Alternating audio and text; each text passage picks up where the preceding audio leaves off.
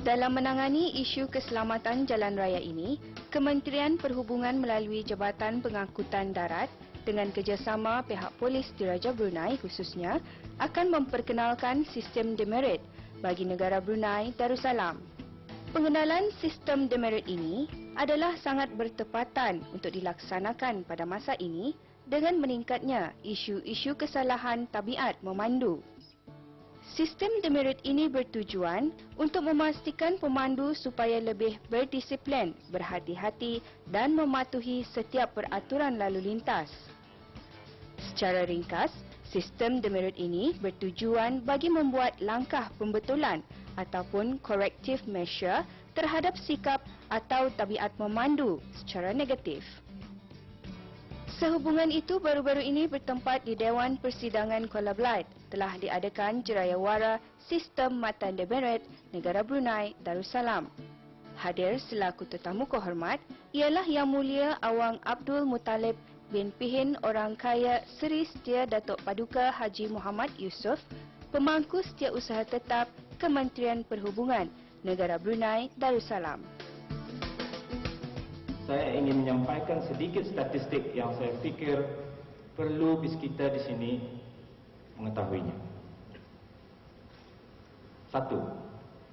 Dari segi kadar kematian disebabkan kemalangan jalan raya dalam 100,000 penduduk, negara Brunei Darussalam mencatatkan kadar yang tinggi, iaitu lebih kurang 12 kematian ataupun 11,78 kematian dalam 100,000 penduduk pada tahun 2011. Kita boleh mengambil iktibar dengan membandingkan kadar ini dengan beberapa negara-negara lain seperti yang dilaporkan oleh International Road Traffic and Accident Database ataupun IRTAD, IRTAD Annual Report 2010. Dalam laporan tersebut, kadar bagi Singapura adalah 3,8 dalam 100,000, Jepun dengan 4,53 dalam 100,000, negara Australia mencatatkan 6,8 dalam 100,000 dan United Kingdom dengan 3,8 dalam 100,000. Dari 47 orang mangsa kemalangan fatal ini dianggarkan seperti berikut. 1.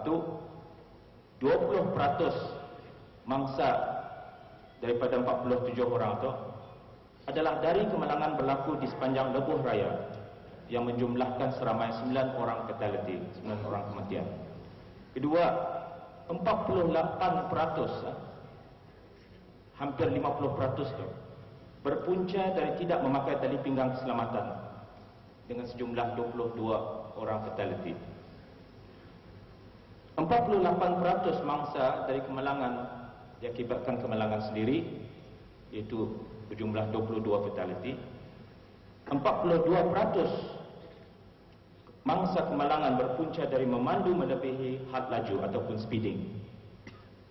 Dan akhir sekali, yang menyedihkan, hampir 10% ataupun 9% mangsa kemalangan berpunca dari memandu dalam keadaan mabuk. 2 kes mengakibatkan 4 kematian. Kebanyakannya berpunca dari kecuaian dan tabiat pemandu sendiri, termasuk memandu melebihi had laju, menggunakan telefon bimbit dan ber-SMS semasa memandu, tidak menggunakan tali pinggang keselamatan dan tidak mematuhi lampu isyarat. Perkara ini perlu diambil perhatian berat dan seterusnya diusahakan agar tabiat sebegini dapat dibendung dengan lebih efektif. Sistem demerit ini akan diperkenalkan melalui 3 fasa. Fasa pertama, kita akan dapat menilai keberkesanannya dan memberikan masa kepada orang ramai memahami atau membiasakannya. Ianya dijadualkan pada pertengahan bulan April 2012 ini untuk tempoh selama 6 bulan. Fasa kedua, ianya akan dilaksanakan pada bulan Oktober atau November 2012 tahun ini, insyaAllah. Ini akan melibatkan pemasangan dan percubaan beberapa hardware yang diperlukan termasuk fixed speed cameras dan traffic lights cameras di beberapa tempat tertentu yang strategik. Fasa ketiga, full deployment nationwide, iaitu menyeluruh negara, akan dijadualkan pada pertengahan tahun 2013 nanti. Kita ikuti taklimat daripada Pengarah Pengangkutan Darat, Yang Mulia Haji Khalid bin Haji Mustafa. Mengenai dengan maksud sistem mata debat ini, mungkin kita semua sudah mengetahui mengenai dengan sistem. Tetapi bagi mereka-mereka yang belum mengenali ataupun mengetahui, sebenarnya sistem mata debat ini adalah merupakan satu sistem di mana apabila mana-mana pemandu yang didapati melanggar peraturan jalan raya dan lalu lintas oleh mana-mana pihak penguasa, sama ada pihak penguasa daripada Jabatan Pengangkutan Darat bagi kader-kader komersial ataupun Jabatan Pihak Polis bagi sama ada kader persendirian ataupun komersial, mereka ini tadi, pemandu-pemandu ini tadi akan diberikan mata demerits. Mata demerits yang boleh membawa kepada sama ada penggantungan atau pembatalan lesens pemandu. Ini tergantung kepada beratnya kesalahan yang dilakukan. Sistem demerit ini merupakan satu komponen yang akan berpandukan kepada database yang telah disediakan melalui pelaksanaan sistem pengangkutan darat ataupun SPD yang pada masa ini sedang dijalankan secara percubaan semenjak bulan Jun tahun lepas. Sistem ini akan membantu pihak penguatkuasa mengenal pasti pemandu yang beresiko tinggi dan mempunyai sikap pemanduan yang sering melanggar peraturan-peraturan jalan raya yang boleh menyebabkan kemalangan. Sistem demerit sekaligus dihasratkan dapat membendung tabiat pemandu yang membimbangkan seperti tidak menggunakan tali pinggang keselamatan, melebihi had laju, tidak mematuhi lampu isyarat, bertelefon dan ber-SMS semasa memandu.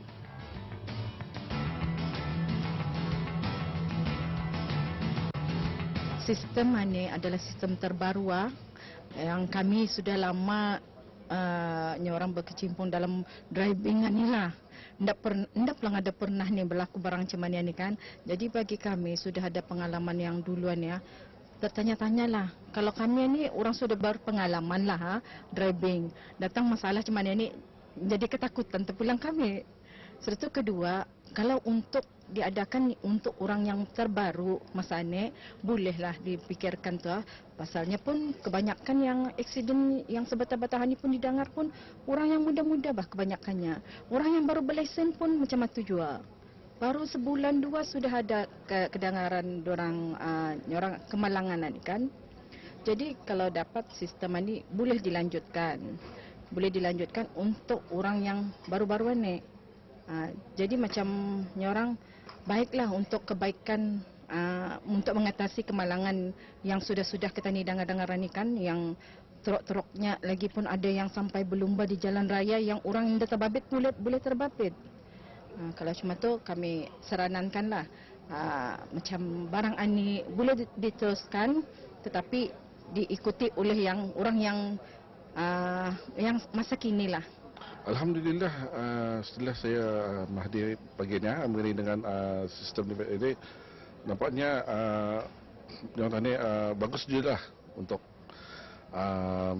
pengguna jalan raya pada masa ini, mana tadi fahami banyak kejadian kemalangan-kemalangan yang melibatkan belia-belia yang masih muda, di mana apa yang saya dengar juga daripada tetamu kehormat tadi mengenai kemalangan itu adalah saya sangat menduga citakanlah bagi belia-belia lah. Betulnya dia mesti memahami keadaan lalu lintas seperti ini. Alhamdulillah kalau boleh pihak-pihak Jabatan Pengangkutan Darat mengeksposkan lagi lah kepada di sekolah-sekolah ataupun di matap-matap di mana kebanyakan belia-belia kita ni. Okey, kadang-kadang ada yang didapati memandut tanpa lesen dia. Jadi tak menyebabkan kejadian kemalangan ni. terjadi. Kalau boleh dieksposkanlah ke sekolah-sekolah ataupun matap-matap ataupun NGO-NGO yang macam serikat ada yang pemandunya orang asing kan, dia dapati masa ni lah, bagi saya lah dia dapati ada bis dia ada yang cuai-cuai je lah, laju-laju apa ini. Kalau dapat dieksposkanlah ke bis dia lah.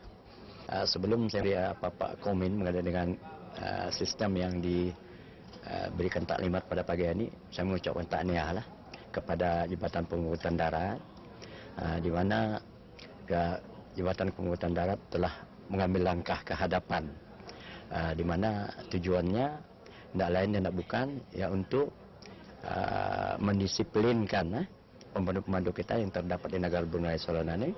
Ya, apa yang saya dengar, taklimat telah diberikan merupakan banyak pendidikan yang harus kita ambil perhatian. Ini ucap kita tahniah. Walau macam mana pun, kalau kita mengambil kira bagus atau tidak bagus, apa juga sistem yang kita ini adalah merupakan satu perkara yang baik dan harus diberikan sokongan oleh semua pihak. Jadi saya merasakan sistem di Amerika ini adalah merupakan satu langkah ke hadapan. Jadi harus diberi perhatian dan diberi sokongan oleh semua pihak. Barangkali ini adalah juga barangkali salah satu cara untuk kita ini mendedahkan perkara-perkara yang baru ini. Bagi saya merupakan satu perkara yang baru. Bukan saja jarawat yang diadakan pada pagi ini, kalau boleh kita laratkan kepada mukim-mukim, juga kampung-kampung. Apa yang perlu, setiap mukim di setiap kampung itu mempunyai latar belakang pendidikan yang berbeza. Jadi kalau orang ini diberikan jarawat serupa ini merupakan satu pendekatan yang lebih baik dan lebih efektif lagi. Sekali lagi ya, saya mengucapkan tahniah lah kepada Jabatan Pengangkutan Darat. Seperti yang terangkan tadi, diorang sudah mengambil langkah ke hadapan. Jadi kita ini haruslah ambil perhatian perkara ini, khususnya pada orang ramai. Berilah sokongan dan berilah dukungan yang penuh bertanggung jawab apabila kita ini berada di jalan raya. Jadi inilah harapan negara kita ini, karena kita ini mau jalan raya ini merupakan satu perkuburan bagi orang yang tidak bertanggung jawab.